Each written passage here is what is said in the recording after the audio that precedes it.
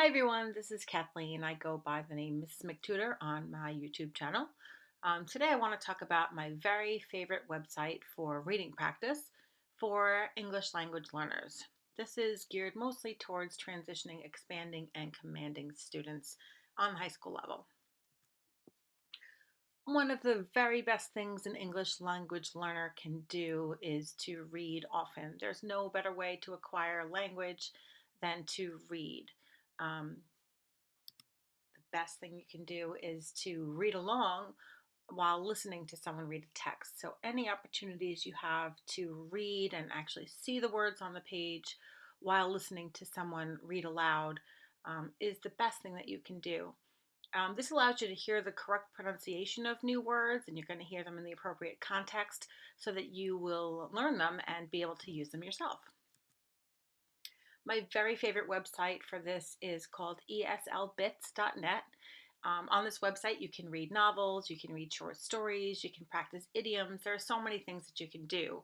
I'm going to click on that right now, actually. ESL Bits, this is their homepage. There's a lot to look at. I find it a little overwhelming sometimes, but they have lots of different types of audiobooks, and they have novels and novellas, short stories, intermediate, advanced. There's so many things that you can click on here. I like down here it has a collection of different novels. There are many novels that you might actually read in your high school, so you could really scroll through this list. It seems like it's in alphabetical order, but then it kind of goes out of alphabetical order or begins again. So, you wouldn't think The Catcher in the Rye was here because it wasn't at the top of the list, but then here it is here. The Great Gatsby is also on this list. So there are a lot of novels you might actually read in school that you could read along now with an audiobook, which is really super cool. Sometimes, again, because I find it can be a little overwhelming, you might just search on their website, or sometimes I just do a Google search for ESL Bits and The Great Gatsby, or ESL Bits and The Crucible, and I might just look up a title of a work that way. Okay. My very favorite one is the list of the articles that they have on ESL Bits. I'm just going to click on that. I have a direct link that I like to use. This is so great because it tells you how long it will take to listen to these various articles. Some of them are short stories, some of them are articles, and you can listen to them slowly or you can listen to them at a fast pace. But so this one only takes 6 or 7 minutes to read, depending on the speed that you chose. So let's take a look at this. What dropping 17,000 wallets around the globe can teach us about honesty. Let's click on that one for an example. So this is a pretty short article. Again, it'll only take 4 to 6 minutes, depending on whether you listen to it slowly or fast. Okay, so let's click on the slow one.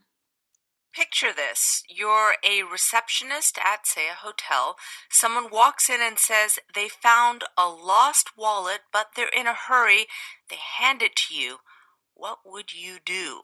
Well, researchers have looked at that question using thousands of supposedly. Okay, I'm going to pause, and let's just, for comparison's sake, listen to the faster speed. Picture this. You're a receptionist at, say, a hotel. Someone walks in and says they found a lost wallet, but they're in a hurry. They hand it to you. What would you do? Well, researchers have looked at that question using thousands of supposedly dropped wallets from.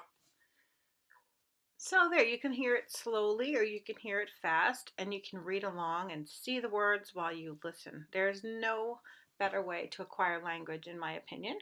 And if you look at this, I mean, it just goes on. This is 163, page 163. It just goes on and on and on. There's so many interesting articles to choose from. So you can pick your article based on interest. You could pick your article based on, how much time do I have? I only have 10 minutes, so maybe I'll choose this one, right? So my advice to you is to try to listen to and read at least one article a day. Okay, if you can, one article a day, depending on how much time you have, you will definitely acquire more English language, more academic vocabulary, and you'll be happy. You might not notice that it's happening, but you'll definitely be acquiring more language over time. And it's a really fun way to do it. So share that idea with your friends and get reading. If this video lesson was helpful to you, please make sure you click like and subscribe to my channel. I'll keep making these video lessons if you find them helpful.